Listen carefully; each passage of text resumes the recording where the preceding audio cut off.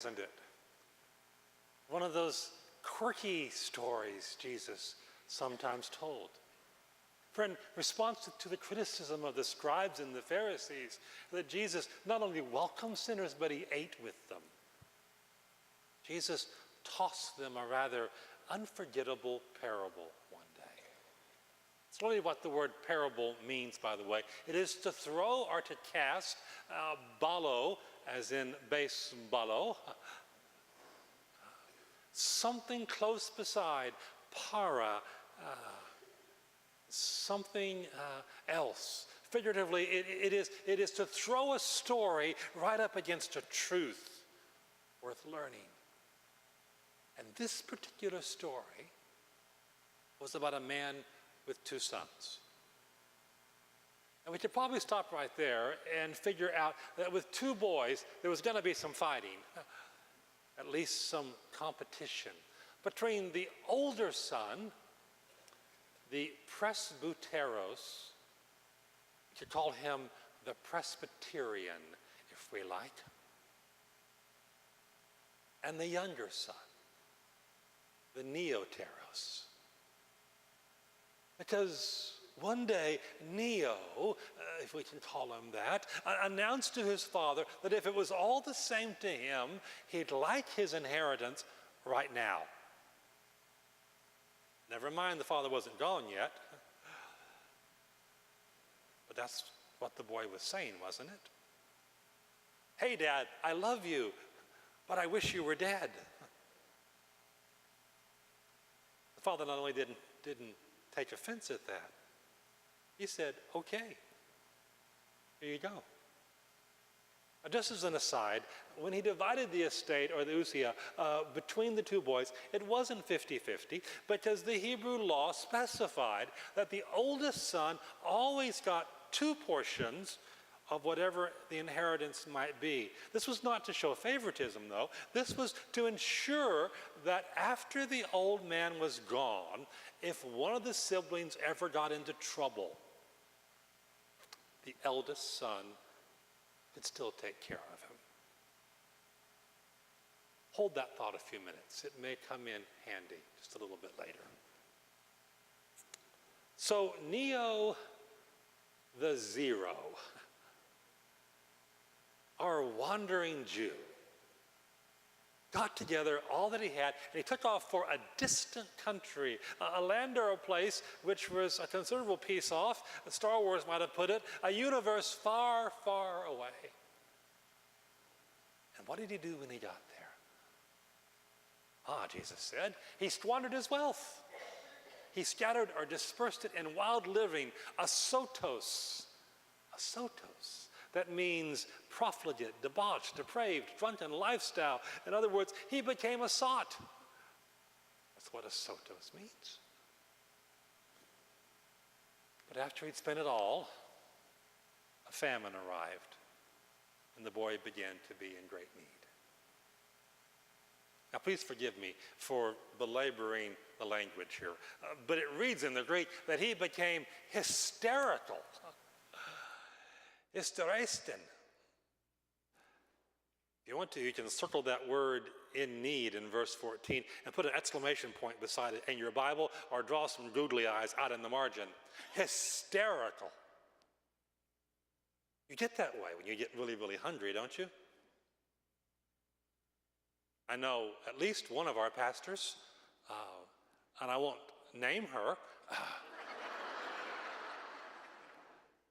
but one of her gets hungry every once in a while and can sometimes get a little hysterical. That boy needed a Snickers, something bad. He was hangry. So what did he do? He did the only thing he could do.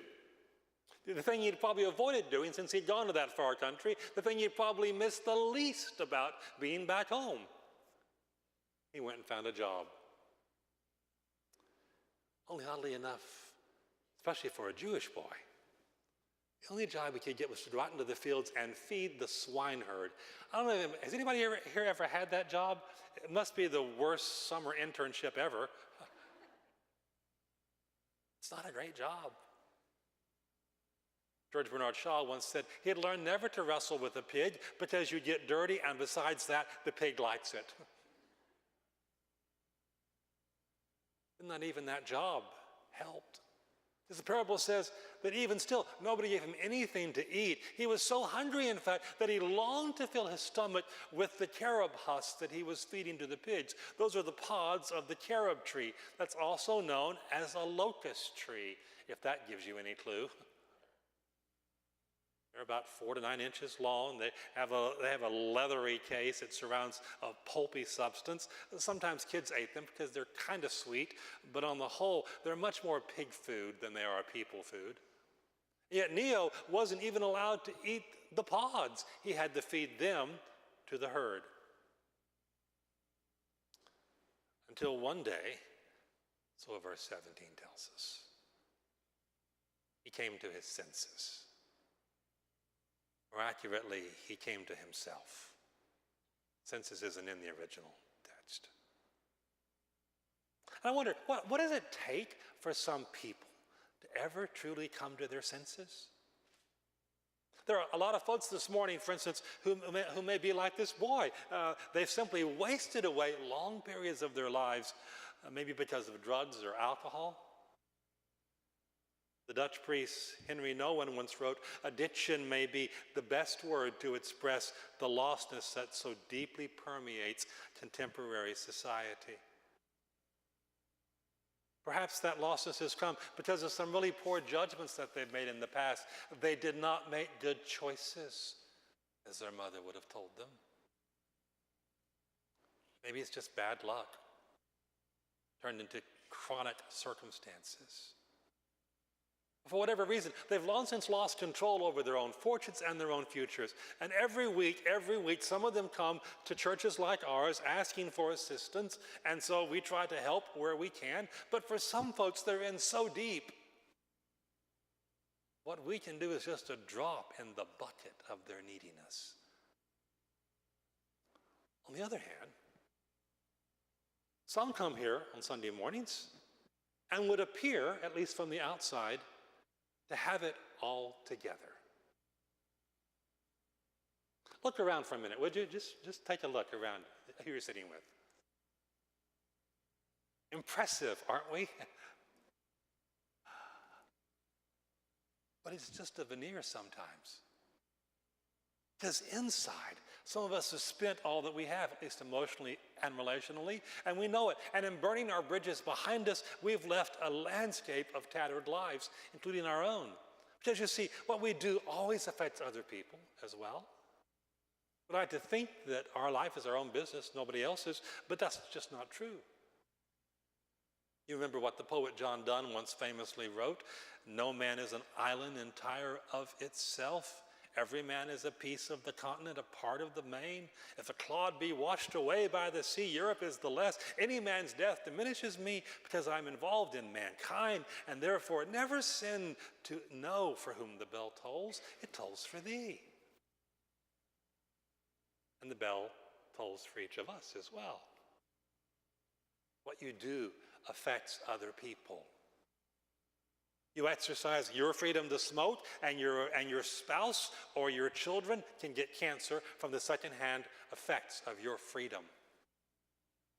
You ignore the speed limit just to get a little thrill of blazing down the roadway, and somebody else unknowingly pulls into your path only to find disaster. You cheat on your spouse, forgetting that when it comes out, as it will, a part of your wife or husband dies a little from your infidelity. The part of them that allows them to trust somebody else. Or maybe you just pilfer a little here or there. We all pay for it in higher prices, greater insurance premiums, or at the very least in being super scrutinized when we're shopping. Have you been to Ross and wanted to try on something in their fitting room? The attendants are like hyper-zealous TSA agents. They do all but pat you down. And for that Neoteros, the younger son, when his circumstances finally caught up to him, and he began to realize that his riotous ways had not simply hurt himself, they hurt other people too. They had hurt his old friends whom he had abandoned. They had hurt his new friends whom he had brought down with him perhaps. They hurt his father back home who had never stopped loving him. They hurt his whole family whose reputation he pretty much dragged all through the gutter. For what kind of a son says what he said to his father? And all of that must have come whizzing through his brain, because Jesus says that when he came to his senses, he knew what he had to do.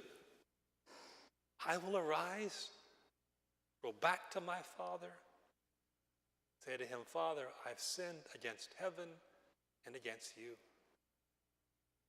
I'm no longer worthy.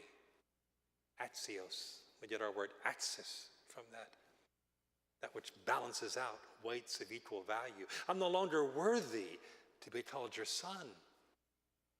Just make me one of your hired hands. And here's where the parable gets really interesting, isn't it? Because that father saw his son when he was still some distance away, which meant that he had to be looking, didn't he? Indeed, I bet he got up every morning and looked down the road toward that far away land. Just hoping, just waiting. And when he spotted him, the father didn't sit on the porch, his arms crossed, just waiting for his son to come crawling back with his tail between his legs. No, that father was filled with compassion. His innards began churning. And he ran out to meet him, and he threw his arms around him. Literally, he fell on his neck. And then he kissed him. And not just once in that perfunctory, polite, British kind of way. The verb suggests here he did it repeatedly and tenderly. The hymn would say softly and tenderly. And before that boy could even get his well-rehearsed speech out, the one he'd been working all the way back home, father told the servants, go get him a good robe, bring the fatted calf, the one that's been grain-fed. Let's have a barbecue. My boy is back.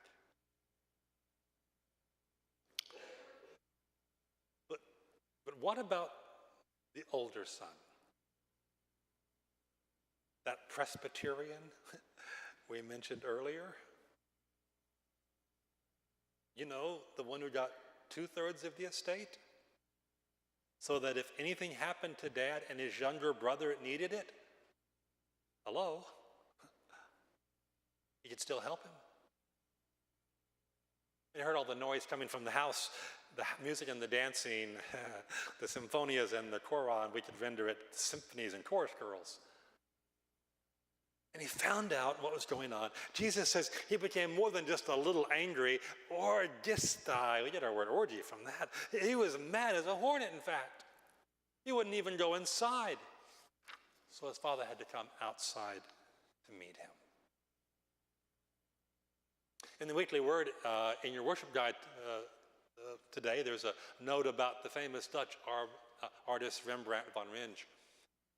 Perhaps the best known of all of the old masters. And this particular parable was one of his favorite subjects. Early on, he drew etchings of it. And then, as you saw, he drew a portrait of the prodigal while he was still in his excessive period. But it wasn't until the end of his life that Rembrandt created the masterpiece, which some have said is one of the greatest works of art ever. It hangs today in the Hermitage Museum in St. Petersburg, Russia. I had the chance to view it several years ago. I didn't have the time to just gaze upon it for hours, as many have done, including Henry Nouwen, Rembrandt's fellow Dutchman. But I was there long enough to notice, like Noah, that the light that comes in from a window nearby seems to play with the painting every moment, revealing different details as that light grows and fades. And painted squarely in the light are the Father and the Son. The coloring Rembrandt uses helps us feel the impact of this story. Against the ragged garments of the Son, you see the old man's sleeves, ochre tinged with golden olive, and his scarlet red cloak. On the other hand, the Son almost reeks of his ruin, with a shaved head and one sandal on and one off. You can still see the dagger by his side, and we can well imagine that it had been required to be used sometime, maybe against a wild boar, maybe against a wild man. The look in the Father's eyes is unmistakably kind, and you can almost see the tears about to fall, can't you? And the way in which the Father's hands rest gently on the young Son's back is powerful. Because you can imagine them slowly moving back and forth, patting his son, as if to say, it's okay. You're home. You're safe. I understand.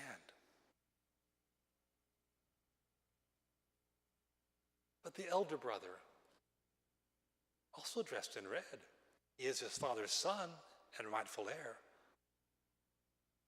stands off a bit in the darkness, doesn't he? Not yet ready to come into the light. His hands are clenched. The expression on his face is clearly not one of joy, for as Jesus told us, he can't even bring himself to call the man in front of him his brother. This, your brother, has come home, the servant says. But the older son can only say to his father, this son of yours, the one who squandered your property with prostitutes, takes the father to once more remind him, no, this, your brother was dead, but he's alive. He was lost and he's found. And you wonder, don't you, does this brother, older brother, ever come around to his father's way of loving? Rembrandt at least brings him into the house, which is more than the story does. Maybe that's the hope we can cling to this morning. The truth is, we've all been Neo, and we've all been his older brother. We strayed away from our Heavenly Father's love, whether we ever really left home or not. Some of the best people I have known in my life were prodigals who came to their senses and came back home. Some of the meanest people I've ever known in my life were church folks who never went anywhere, but stayed home and let all of their resentments fester and build. The point of the story, which Jesus told to those scribes and Pharisees, was no matter which son we may have been like, it is the Father who lives out his compassion in deeds of love and forgiveness. See, as Henry Nouwen wrote in his book on the return of the prodigal, a book inspired by seeing this painting, the question has never been, how am I to find God, but how am I to let myself be found by him? The question is not, how am I to know God, but how am I to be known by God? The question is not, how am I to love God, but how am I to let myself be loved by God? For God is looking into the distance for me, trying to find me, longing to bring me home. And then as Nouwen goes on to say, people who have come to know the joy of God do not deny the darkness. They choose not to live in it. You ready to step out of the darkness and into the light? If you come to your senses yet, would you like that indescribable feeling you can have when you get yourself back after having given yourself away? Just a story, of course, about a father's love. Jesus told one day long ago, far away. This morning, I'm throwing it out there. Para balo. Maybe it can stick in your life as well.